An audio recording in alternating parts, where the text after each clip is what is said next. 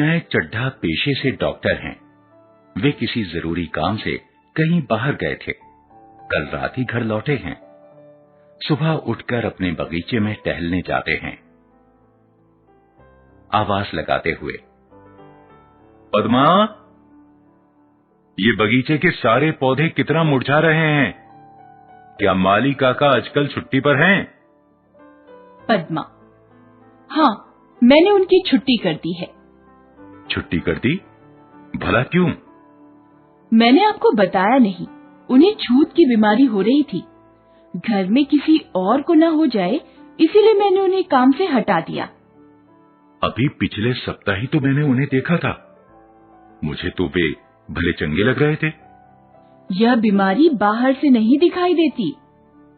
अब पहेलियां मत बुझाओ, सही सही बताओ कि उन्हें क्या हुआ है। वे HIV से ग्रस्त हो गए हैं। यह तो छूत की बीमारी है ना? क्या? ये तुम क्या कह रही हो? यह छूत की बीमारी है? और नहीं तो क्या। यदि बच्चों या हम में से किसी को हो गई तो? पद्मा, पढ़ी लिखी होने के बावजूद तुम इस तरह की बातें कैसे कर सकती हो? तभी वहां उनके बच्चे जया और वेंकट भी आ जाते हैं। पिताजी, हमने माँ को कितना समझाया, पर न जाने माँ इतनी भयभीत क्यों है।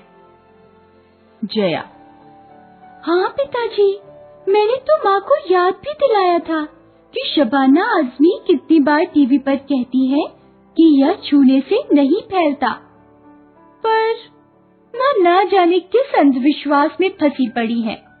तुम दोनों चुप करो।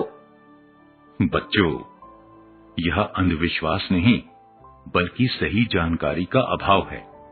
केवल तुम्हारी माँ ही नहीं, ना जाने कितने ही लोग हैं जो अभी भी पूर्ण जानकारी के अभाव में इसे छूत का रोग समझते हैं और HIV ग्रस्त व्यक्ति के साथ घुलने मिलने से परहेज करते हैं, उन्हें तिरस्कृत करते हैं। वेंकट से, वेंकट, तुम माली काका के घर जाकर उन्हें बुला लाओ। पर पद्मा, हमें उनके साथ हमदर्दी रखनी चाहिए, ना कि उन्हें अपने से यूं अलग थलग कर देना चाहिए।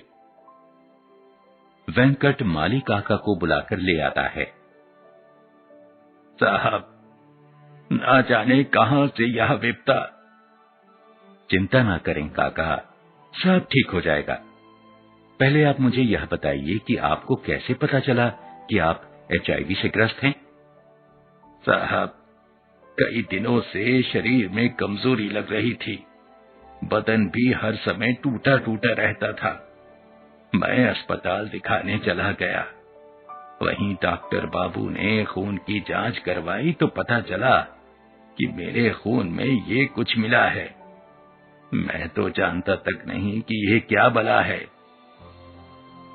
अच्छा काका, जरा यह बताइए कि क्या कभी आपको खून चढ़ाया गया है या आपने सुई लगवाई है?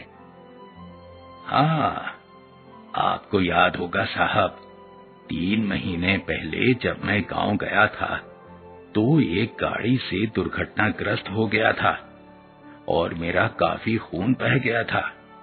तब किसी भले मानस ने मुझे अपना खून देकर मेरी जान बचाई थी। याद आया, तभी से आपको कई बार बुखार रहने लगा था और आप बार बार कमजोरी होने की शिकायत भी करते थे। शायद उसी खून की वजह से आपको। पिताजी, क्या इसका उपचार नहीं है? पिताजी, ये HIV आखिर है क्या? तो साहब, क्या मैं अब नहीं बचूंगा? मुझ गरीब को ही यह रोग लगना था।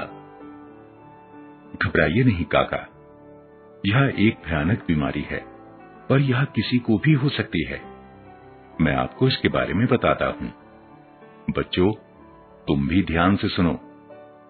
HIV यानी ह्यूमन इम्यूनो डेफिशिएंसी, यह वायरस जब किसी के शरीर में प्रवेश करता है तो उस व्यक्ति में बीमारियों से लड़ने की क्षमता धीरे धीरे नष्ट होती जाती है, जिससे एड्स नामक बीमारी हो सकती है। लेकिन इसे एड्स यानी एक्वायर्ड इम्यूनो डेफिशिएंसी सिंड्रोम की स्थिति तक पहुंचने में लगभग 7 से 10 वर्ष तक का समय लगता है। इस स्थिति में यदि समय से इसका उपचार किया जाए, अच्छा आहार लिया जाए, अपना पूरा ध्यान रखा जाए तथा दवाइयां भी ठीक समय पर ली जाएं, तो व्यक्ति कई वर्षों तक एक स्वस्थ व्यक्ति की तरह जीवन जी सकता है। साहब, इसके इलाज में तो बहुत खर्चा आता होगा। काका, आप इसकी बिल्कुल चिंता ना करें। आज से आपके इलाज, दवाइयों, खान पान आदि का ध्यान मैं स्वयं रखूंगा। पद्मा दरवाजे की ओर से सारी बातें सुन रही थी।